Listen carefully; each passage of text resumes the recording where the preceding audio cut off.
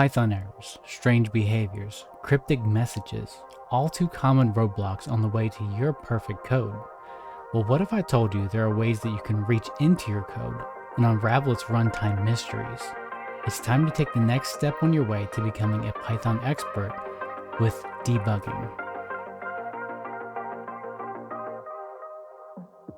Welcome back to Understanding Python.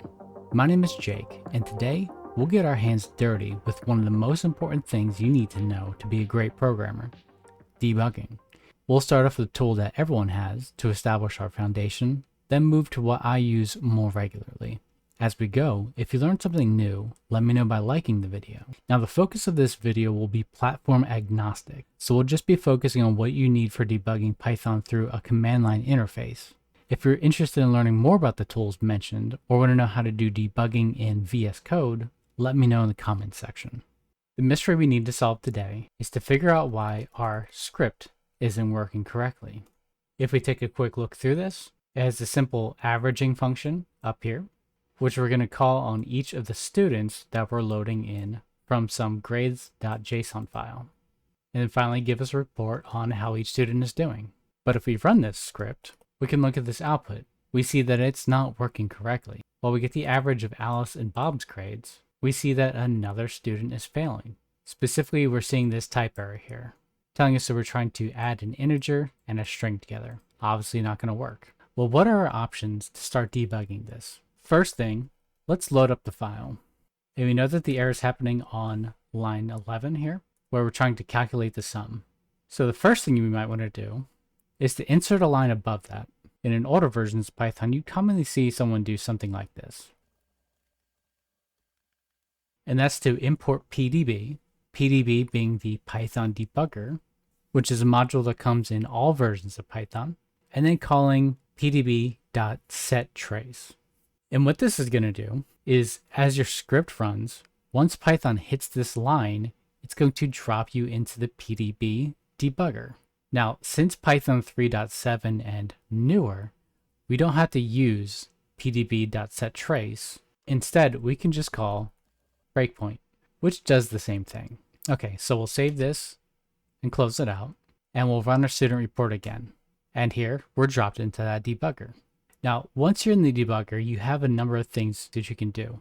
If you ever get lost or forget exactly what you can do within the debugger, you can either run help, which will show you all the commands that you can do. Or as we can see here, a lot of these commands also have shorter versions. So you can also just say H and hit enter, and it does the same exact thing. Okay, now that we see all the commands we can do, let's start using them. The first will be the list command, and this will show you where you are within the code. Here we see we're currently on line 12, which is indicated by the little arrow here on the left. You can also use LL to do the same thing. Okay, so now that we see where we're at, we can start taking a look at the data around us. For example, if you want to look at what grades looks like, you can either call print grades, just like you normally would in code, or just simply p and then grades. You can also do this for any other variable that's been defined at this point. For example, we can look at the student data, and we see it's a dictionary mapping Alice to name, and then that list of grades to the grades key. This can get a bit busy when you have larger dictionary structures. You can also use double P's to pretty print student data, which, since this is such a small dictionary, it's not going to do any crazy formatting. But one thing it has changed is the dictionary key order, and it basically just made it alphabetical.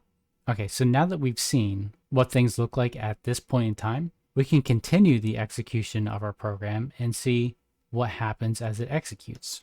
And the first navigation function we're going to use is called next. And we see there, it drops it down to the next line. If we call LL again, we can see that we've calculated our total grade, and we're now down to the line where we're trying to calculate our average grade, which means we can take a look at our total grade, and we see that we have 255. Pretty nice. Now, of course, another shorthand for next is N. So in order to go to the next line and actually see our average grade, we can just hit N. And now we're down to the line below that, where we're going to return our average grade. Meaning, of course, we can print our average grade, and that's 85.0. Okay, so we know that this student is good. And instead of continuing to hit next a bunch of times, we can instead skip to the next time we hit a breakpoint by using the continue command. And of course, we can shorten that just down to C for continue. And now we're at our breakpoint again. Again, we'll take a look at grades, and we see it's another list. So let's hit next. I calculated correctly, which we can verify by hitting total grade. So we're good there. Let's continue to the next breakpoint. So we'll continue again. And now we'll take a look at grades. And okay, I think we see the issue here. Instead of it being a list like we had before with the other students, we see instead a string saying no grades available. And if we try to execute this, we see we get that type error. So we definitely confirmed the problem in our script. And if we take a look at our grades.json file, there's the culprit right there. Whoever recorded Charlie's grades, instead of using maybe an empty list or something, just gave us a string that says no grades available. All right, so at this point we can stop debugging, either by running quit or simply queue. Now, another interesting way to start debugging is what's considered post-mortem debugging. Of course, we can start this file by saying python student_report.py, and of course, it crashes, right? However, if we modify this and we say python.embed, we can then use pdb to execute our script. And what this means is that it'll start the script immediately in debug mode, which we can then navigate through our script as normal. Here we see it executing on the lines where we're importing things. It actually reads the definition of the calculate average grade function. We load in our students. We can verify this by printing out our students dictionary. And this would be a good time to show off the pretty print. This time it does have something to format. We'll continue on with next, and then here's something interesting. If we hit next, we'll see that it immediately jumps to the next line on the level that we're at. The previous levels that we were calling the calculate average grade function, which was giving us an issue before. But next doesn't actually go into that. If we want to go in, we can instead use step to step into whatever function that we're calling. See, now that we've stepped, we're calling that calculate average grade function, and then we can continue moving on. This time we're in that function. Now step behaves a lot like next, where we're going to continue to move to the next line. Again, the difference being that when we encounter a function that we're calling, we're then going to step into it. We didn't step into some because that's a built-in. Okay, so we know that the first few are good. So instead of stepping around or hitting next a bunch of times, we'll again use continue to run until we run into an issue. And here we see that we hit our traceback. Again, trying to calculate the total grade by calling the sum of grades. And then we see something new here. Uncalled exception entering post-mortem debugging, meaning that a problem has just happened. So now it's going to put us back at that line that we were at, so we can inspect the state of our program. Again, we can look at grades and see that no grades are available. Now, one of the nice things about debugging is that you can also change things on the fly. So we can change grades to just be an empty list and see what happens when we execute that. Okay, it looks like that didn't give us any errors, and it tells us that the post-mortem debugger has finished. What this means is that it's going to keep looping around this script, so you can check out the state of it as it keeps going around, so you don't have to repeatedly call the script again manually.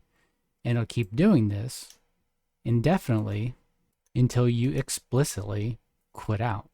Post-mortem debugging is one of the most powerful features of PDB, and definitely something you should keep in mind if you're running into issues with your programs. We'll leave PDB there for now, since I'd like to introduce two other tools. If you want to deep dive into PDB, leave a comment.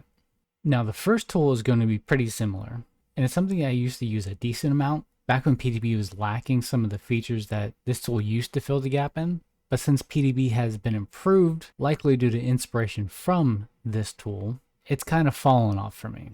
And what am I referring to? Well, that is IPdb, which is very similar to PDB, except for it uses IPython to provide a little bit more features. And we can use that basically the same as we did with PDB, except we put an IPdb there for the module. Now, one downside for this is that you do have to install IPdb because it doesn't come with Python by default. But as you'll see here, one of the big pluses for it is it does give us some decent syntax highlighting. And one of the other big pros that it used to have over PDB was that it had better tab completion. However, tab completion was added to PDB since Python 3.3, so again, the pros here really got cut down. But it does let you just type in variables instead of explicitly having to call the print command, which is pretty nice. Well, we'll exit that and instead switch to something you've seen me use on this channel many times before in this series, and that's IPython. Again, this doesn't come standard with Python, so you will need to install it. Well, IPython also has a PDB flag that you can pass it. So we can say IPython --PDB and then our script, and we rerun this. Look at that. It gives us a great traceback with syntax highlighting, specifically highlighting the problem areas, which is really nice. Additionally, it didn't start us at the beginning of the script, but actually after the exception already happened, which is even better. And of course here we can look at grades. We can look at our student data. Another nice thing here with IPython is that we do have our tab completion options. So we can not only look at student data, etc., but also tells us what our options are. Another nice thing I like to do when I'm in a debugger like this is to call locals. And this tells you all the local variables that are available. In here we see we have our student data dictionary as well as our grades. And if you want a larger view, you of course can look at your globals. And that's quite a bit bigger. But we can pretty print that and look at everything that we have available. Pretty nice, right? Well, let's take a look at where we are in the code. We're again exactly where we'd expect to be. We were running into that issue.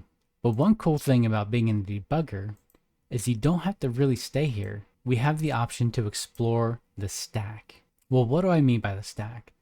Well, if we looked up here when we first dropped into this debugger, we saw the context that it was being called from.